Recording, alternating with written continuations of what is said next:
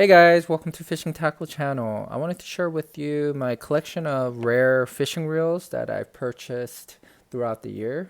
So let's get to it. So the first one is Abu Garcia Color LP Orange. This one is a line of different colors that matches up with fishing rods. So for those that are looking for more of design, and I don't know. I think they're going for younger generation or maybe female fishermen, but they came up with pink, orange, yellow, turquoise, different color. So I had to get one. I like the orange one based on the spec. The gear ratio was 6.6. It does have a brake so you could cast it. It's a magnetic brake and it comes with a power handle, and it was sold, it was marketed as a saltwater fishing. So a lot of people I think use this for like squid fishing or octopus fishing, like a small baby octopus fishing. I used it for saltwater halibut fishing in Korea, and I wound up winning a tournament and got myself multiple prizes with this. So it's somewhat of a lucky reel. I've used this in the U.S. Fishing for flounder, and I won a jackpot with this. So I don't use it often because it's not like a high end reel. I think it was around $80 at that point, and it was sold in Korea. So I think you may be able to find something shipped overseas, but it's not really worth the price. But it is rare, so it's one of my rare collection fishing reel. Look at this. You thought the recent Penn Baitcast was somewhat of a new technology that Penn was reeling out, but this has been around and completely failed in Asia. I think I'm not sure if it came out in Asia first or Australia or New Zealand, but it's called a Warhorse. Comes with 5 ball bearing, and it costs around $100. And I think this was somewhat of a attempt to jump into the Asia market as well with 6.2 gear ratio. Nothing fancy. There's nothing like, not even like a star drag clicker, tension knob clicker. It's like the basic bare minimum that they made to jump into the market, and they completely failed, I think. I only bought it because I knew this was going to be rare and it was very interesting. But once I used it, I knew I wasn't going to buy another pen. I do own the spinning reel, which is great. But Baitcast, I think they're way behind and they just don't have the investment of R&D behind this. So that's probably the reason. I saw someone used the pen, the US version of it, and it just broke on them in the middle. So paying $200 for a pen is probably not the way to go. So I would probably won't recommend it. They need to do a better job with this. Just like the other one, this one was sold and marketed in Korea pretty big, but it's made in China. This one's also made in China. Yep. Nothing special. Um, the drag isn't that great. It does fit in your hand nicely, but just overall, the quality of it, it's all very plasticky. Let me see. How do we open this? Just turn it and open it. There is a magnetic brake, so you supposedly you could cast it, but really, there's nothing special about it. Very cheaply made. So just compare it to this, I would probably get this over this one. It's not that great, and I see why they failed and pulled out, and there's nothing pen anymore in Korea or Japan, I think. Um, Grappler, Shimano. You could buy it online. I think there's some local tackle shops that sell it for really expensive. I bought this from a Japanese website called North One Tackle, and it was about $100 with a very strong US dollar exchange rate at that time. Probably the US Tackle Shop sells this for like $300, which I don't think it's worth. Um, this is very similar to Trans X, I think. That's one of the reasons I wouldn't get that reel. If I'm gonna get that reel, I'm gonna get the 300 or a bigger version of this.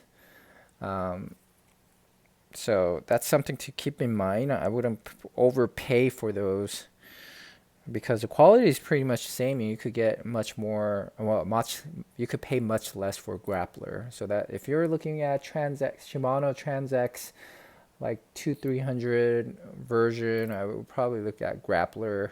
Maybe 150 is a small one. 300 is much bigger for bigger fish. That's something I would recommend. But this is somewhat rare.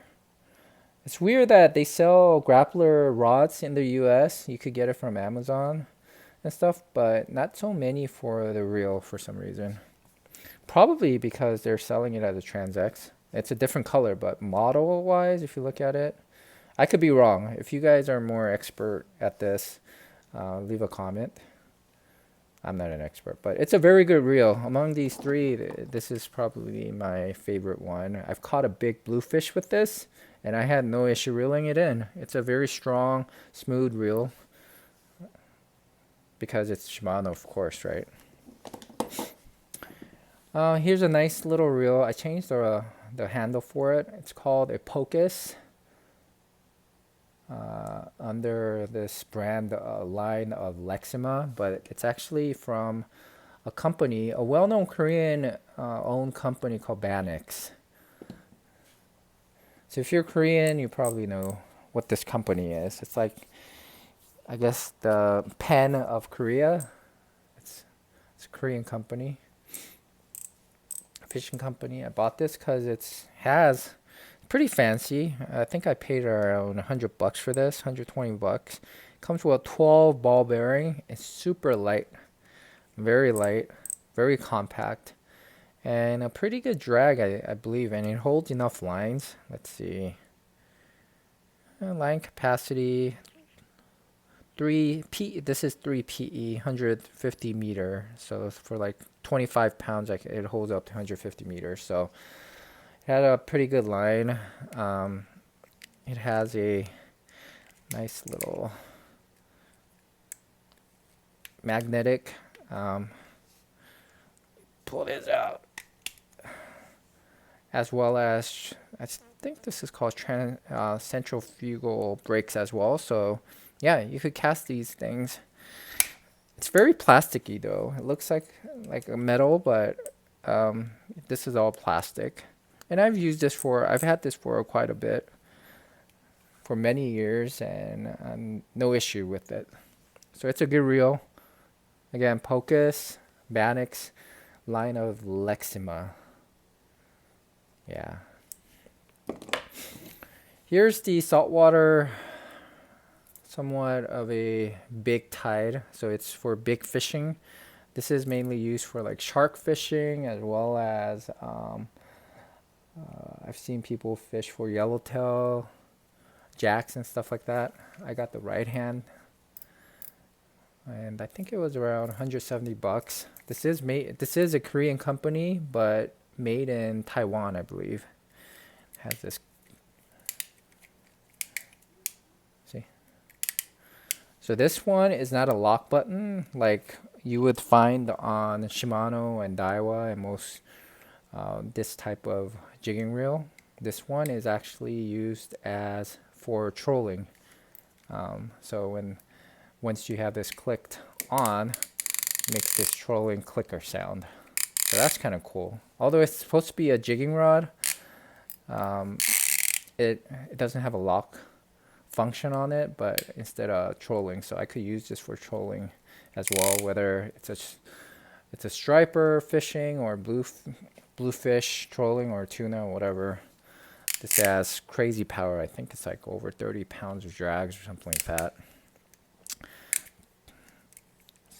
It's yeah, not many plastic. I haven't really opened it up. Maybe if you guys are interested, I might open this up. But it's all metal right here. Just externally, everything is metal. So it's definitely a hardy, rugged reel. It's quite heavy too.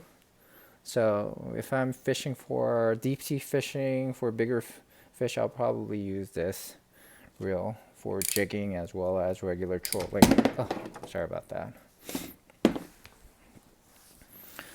Let's see. I got a couple. Rest of them are Kraemon, and this is another Korean brand that I really liked. It is cheap and kind of plasticky. It is, I believe, made in Korea, and it's a Korean company, domestic company. It was an up and coming company when I bought this, but I love how they put the power handle. It has a drag clicker, tension knob clicker, star drag clicker. It has everything I needed. A good size, very light. The ball bearing is 6.6. So, but I just noticed. Oh, never mind. I thought I lost the screw, but I see that you have an option to put these screws in different spots. But yeah, it's because it's plastic, it's very light, and it's marketed for saltwater as well. So it has a pretty good reputation. This one is called Dragger X, and I've used these for talk fishing and other hardy fish, and it's been great. Look at this. It's a very solid rod. A lower version of this is Kraemon F1. So this reminds you probably of, I think there's like a Abu Garcia or a Quantum version of it, like a military style color, green, camouflage green. I think they're all made in the same place in Seoul in Korea, and then rebranded for each of the company. But it has a nice drag clicker. Again, all the clickers that you want. I mean, Korea does a good job. 6.6. Yeah, pretty good reel. And lastly, this is probably the rarest one I have that you probably won't see. Great concept. It doesn't have a level end normally like what you would see here. It has like a casting specific level wind to get you to wind up your line without using your thumb. So it has feature of where you're turning and the line itself. It's called a angled bar level wind where the line will go back and forth on its own. Look at this. If you're a Penn or other fishing reel, casting reel company, you need to contact this company, Kraemon, right here. This is called Coco Marine, and then buy this technology, and you guys need to implement it into all casting reel. Look at this, right? And if this does break for some reason, you could still use it with your thumb. But get these. This is an awesome technology that I haven't seen anywhere else. Have you guys seen this? I think somebody commented on a video that the older generation reels had this, maybe Penn or some other company, but they don't have it anymore. But yeah, see this line? This is all used based on this level wind, this angled level wind, which is so much better than this, I think. But it's not the best reel. It's not plastic. It feels like a little bit leathery for some reason. It's all cracked. It does come with a magnetic brakes here. Let me see, 6:6 gear ratio. So high speed, but at the same time gives you somewhat of a power. But that's all the rarest reels I have in my collection. If you guys have any questions or want more breakdown of each of the reels, let me know. Leave a comment. I'll be happy to.